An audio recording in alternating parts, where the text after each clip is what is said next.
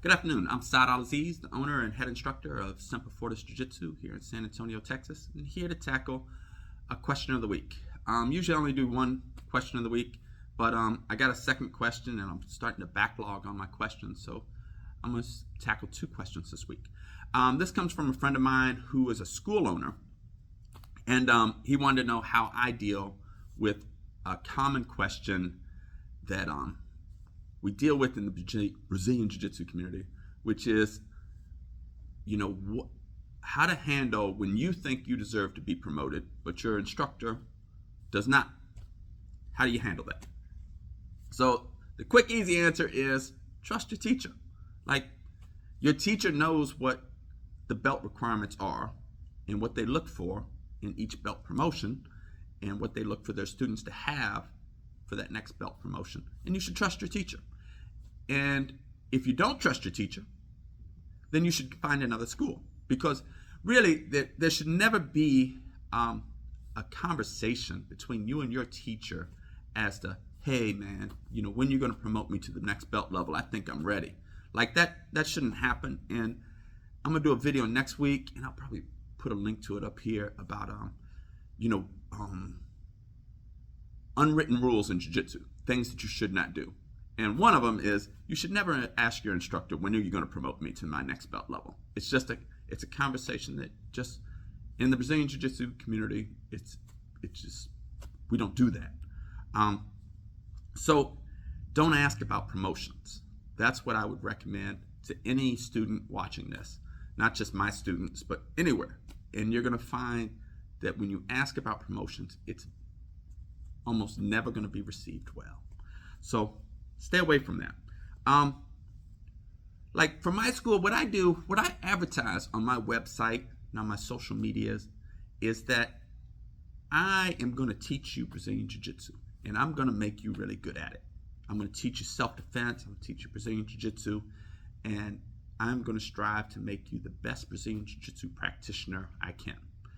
Nowhere on my website or on any of my social media accounts do I say, hey, if you train with me 3 times a week for 2 years, starting at white, I'll make you a blue belt. Or, if you train with me 3-4 times a week over X amount of time, I'm going to make you this belt. Or if you know these exact techniques, I'm going to make you this belt. Like, I don't advertise belt promotions at all, because that's not why I want my students to come to class every day. Not for a belt promotion.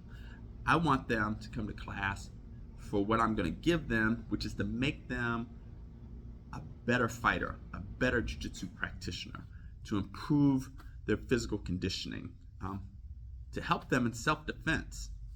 That's the skills that I'm giving my students. The belt's going to come, and I think the confusion with Brazilian Jiu-Jitsu belt promotions is that Brazilian Jiu-Jitsu is a martial art. It's not a science. It's not a mathematical formula. So in anything with art is very subjective.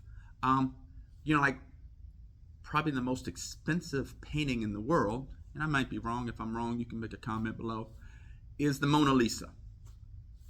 I look at the Mona Lisa and I'm like, it's not the prettiest painting I've seen. I've seen a lot better, paintings that I like better than the Mona Lisa. But it's art, and art is, the beauty is in the eye of the beholder. It's somebody else looks at a Van Gogh painting or, a Da Vinci painting, and they say, man, this is beautiful. Where maybe I look at it and be like, it's okay, but I like some other type of painting styles. So a lot of that exists in any martial art. It's very subjective, and it's going to vary from instructor to instructor what their requirements are and what they look for in their students to promote to the next belt level. And the unique thing about Brazilian Jiu-Jitsu that I have found is it is almost more important or more prestigious in who you received your belt from than what color your belt is. So I've known guys, like one of my closest friends, Josh Lauber. He runs Helson Gracie School here in San Antonio. He he trained with Helson Gracie for 15 years regularly before he got his black belt. But, like, you'll see other people and other instructors that may promote it. I've heard of, people promoting the black belt in 4 years, starting at white, making it to Brazilian Jiu Jitsu black belt in 4 years. I don't think anybody, and you could correct me if I'm wrong in the comments below, I don't think Helson Gracie has ever promoted anybody from white belt to black belt in 4 years. Different instructors have different promotion criteria. And I'm not here to say whose is the best and whose is the worst. It's going to be different, because the beauty is in the eye of the beholder. So just realize in martial arts, it is an art. It's not a science where these many techniques and this, and so you should be promoted. And also, it's not, each instructor, like I said, has their criteria for what they look for. Like for me, I'm not looking for the best fighter. Like there's images on social media where you see Khabib, and I know I molest the poor guy's name. He was the UFC champion, one of the best MMA fighters ever. Also black belt in judo. He was a world champion in Sambo, so black belt in Sambo, and he also wrestled his whole life. But there's a picture of him on social media. He was doing a Brazilian Jiu Jitsu class and he was wearing a white belt. Now, I'm quite confident that Khabib could probably tap out most blue belts, purple belts, brown belts, and even black belts that he would meet. But Khabib is an expert in these other arts. He's not an expert in Brazilian Jiu Jitsu, and therefore, where he was training, they were not promoting him straight to black belt in Brazilian Jiu Jitsu. Maybe his timeline will be shorter, but that'll be on that instructor's discretion. Same thing, there's images on social media of John Jones, UFC champion, phenomenal MMA fighter, wearing a white belt in a Brazilian Jiu Jitsu gi. Because even though he's a phenomenal fighter, I know he wrestled in college, of course, world champion MMA fighter, but he doesn't know Brazilian Jiu Jitsu, at least not at the black belt level now, so he would progress through the ranks. So it's not going to just the best fighter. Now, there may be other Brazilian Jiu Jitsu schools, who will promote the best fighter. A person could have not know much Brazilian Jiu Jitsu, but, they're really good at grappling and submission wrestling, and maybe that'll get them a black belt from some instructors, but not all. So you have to choose your instructor wisely. Who do you want to train with? Who do you want to associate their name with your belt? So it's not just I'm a blue belt in Brazilian Jiu-Jitsu, but who did you get it from? And that's a very important question in the Jiu-Jitsu community. So, I've known guys that have been with Royce Gracie for years who are phenomenal, who, could tap out people at other schools who are higher belts, if they're in here, rolling or sparring. Royce is a great teacher. Of course, he was a great fighter, and, he's very stringent in his requirements for promotions. So the promotions at my school, just like at other instructors, it's not based on the lowest denominator of there's a school across town, they'll promote you really fast. Well, that doesn't mean I'm going to promote you really fast just because that's what they do. I'm going to do things the way my teachers have taught me and based on what I believe. And so if you're at a school and you think you should be promoted, that's cool. But I would not ask your instructor to promote you or tell my instructor, I think I deserve this next belt promotion. A fair question to your instructor would be, what things can I do to get better at Brazilian Jiu-Jitsu? And I think every instructor across the board would be more than happy to help give you feedback on what things you can do to get better at Brazilian Jiu-Jitsu. And, so find an instructor that works for you, that you trust. If you think, well, hey, I'm at this school and my instructor is very stringent on their promotions, but you enjoy training with them and you're steadily getting better, I would say you should stay with that person.